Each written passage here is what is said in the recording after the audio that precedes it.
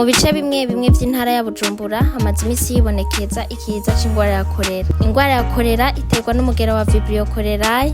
Umuntu ashobora kuyandura mu gihe yanyoye amazi canke imfungurwa zandujwe n'amazirantoke y'umuntu agwaye kolera.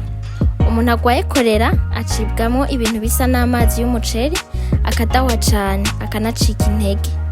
Iyo ngwara itavuwe vyihuse arashobora gucikana ahitanywe n'umwumira.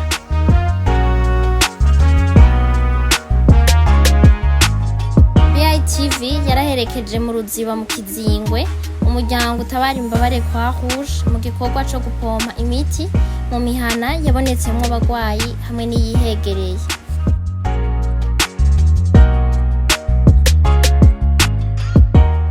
Iki gikorwa ca warutse ndacakiriye neza kandi ndashimiye bariko baza kugikurikirana kuko nari ngwazize umwana yaragwaye yafashwe n'ingwara ya kolera ku munsi wa 4 acibwamwo ca ndamuzana mu bitaro kwa gatanu acararemba bamutwara bamwunguruza muri bindi bitaro. Rero ndashimiye iki gikorwa ko cyamukurikiranye bakabaze gupompa hano hantu bakaba badukurikiranye n'umwana bamukurikiranye bakamuvura agakira kandi bakabongeye kumukurikirana bakamusanga no muhira kuraba ingene ameze bagapompa n'inzu bakaraba n'ingene umwana ameze n'umuryango ukuntu tumeze. Turabashimiye kandi turabakengurukiye. Abenegihugu barashima igikorwa ca kwa Rouge yaje kubakingira batarafatwa n'ikiza ca kolera. Tumaze kumenya yuko hariho uwo amaze gufatwa twaragize ubwoba bwinshi cane kubera ico kiza ca kolera ari ruhonyanganda kuko aho gishitse kirasasika kandi muragize neza kuca muza kudukingira tutarafatwa twese. Croix Rouge bwa mbere yaduhaye amabwirizwa kuntu dutegereza kwifata kugira ngo twikingire ico kiza ca kolera. Abenegihugu basanzwe babizi ko bategereza kubikora kuko baravyigishijwe n'abaremesha kiyago wa Croix Rouge.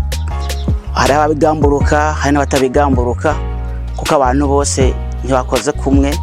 Hari abirinda abakurikiza amabwirizwa twahawe n'abatayakurikiza. Tutafise ubukene bw'amazi aha muri quartier Kizingwe.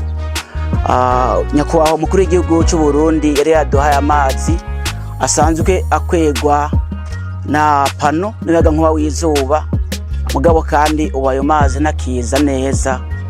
Hari ibyuma byagize ikibazo birapfa kuvuga ko ubukene bw'amazi by'ukuri turabufise. Twagwatera akamo nyakubahwa umukuru w'igihugu umugambi yari yakoze yatanguje kugira ngo abenegihugu baronke amazi bongere baze barabe aha muri Kizingwe amapano arazana umucanwa mugabo amazi ntakiduga nkuko byari bimeze kera. Biragoye kurwanya ingwara ifatira ku isuku rike nk'ikiza ca kolera mu gihe atamazi meza ahari. Ni kuri iyo mvo umuryango utabara imbabare kwa Rouge watunganije umugambi wo guhingura amazi y'ikiyaga Tanganyika kugira ngo bayaronse abenegihugu bo mu Kizingwe no mu micungararo yabo. Aha turiko dukora ibi byo gutseta amazi tuyaranda potable. Twebwe tugeze ngaha ku ruzi ikintu cya mbere tubanza gukora no kugira analyse y'uruzi aretablity. Ukuvuga kuraba uko amazi ameze.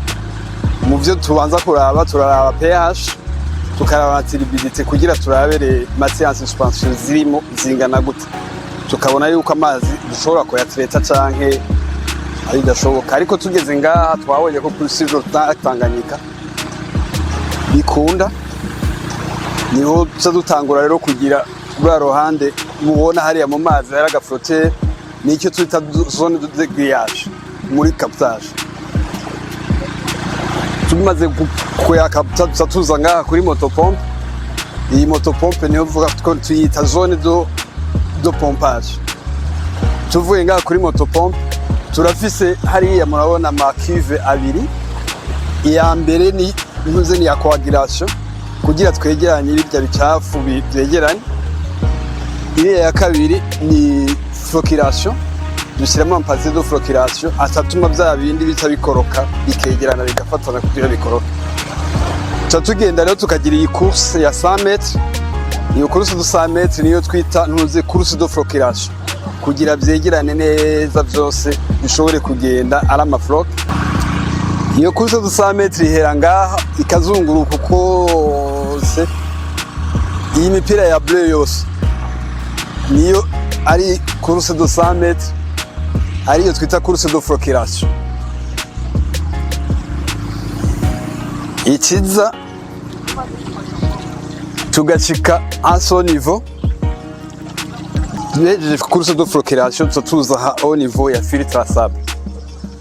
Iyi filtre à sable y'amafloke yose yaje ari muri iyo floculation asa yidepoza hejuru y'umucanga uri muhana, harimo massif y'umucanga. Mugasa umucanga nk'uyu ni industriel. Tuva ngaha rero tudufata iyi ntuzi ngo rero 3 metres, tuza ngaha muri filtre à charbon actif. Na makara nayo ari industriel. Aya makara dufasha pour éliminer les mauvaises odeurs. Aha dufise dosatrone. Iyi dosatrone ni muri zone de désinfection. Uko tumaze gutegura iyo quantité ya chlore tubone nécessaire ingana n'intuzi ishobora kudesinfecta amazi turi buproduise, aca tuyishyiramo ngaha. La quantité y'amazi arengana ngaha muri dosatrone bihurirana n'umuti ukeneye pour la désinfection. Aha rero tumaze kuva ngaha niyo duca dufata rero la ntuze tuyoteri itwara muri stockage au niveau des bladères. Hano hari ko dusize ibi. Nous avons déjà tumaze kuronka 10 000 et plus. Tuza tukagira aha muri iyi niveau ya stockage. Tumaze kuyastoka mu mabladère kujuje, niho duca tushyira mu ikamyo. Iyi kamyo nayo itiyatwara au niveau de la communauté, niho badistribue.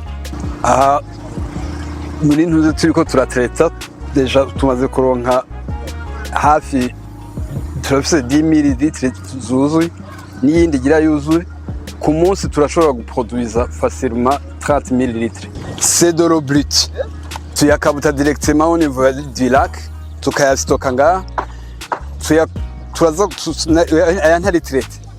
Tuyakoresha mu gihe uruzi rurimo amavage n'ibindi tubona ko tudashobora kurukoreramo, niyo dusa tugaruka kwikora kuri aya kugira tuyatrete muri même système nk'iyi. Akamuntu hotera abene gihugu nuko bokurikiza amabwirizwa kuharuje abaremesha kiyago bakoroje babahaye kugira ngo kucirinda dukarabe n'amazi meza n'isabune, kandi tukongere dufundikire amazi dukoresha mu kunwa canke mu gutekesha, kandi twongere dupfuke n'akazu ka sogumwe tugafundikira.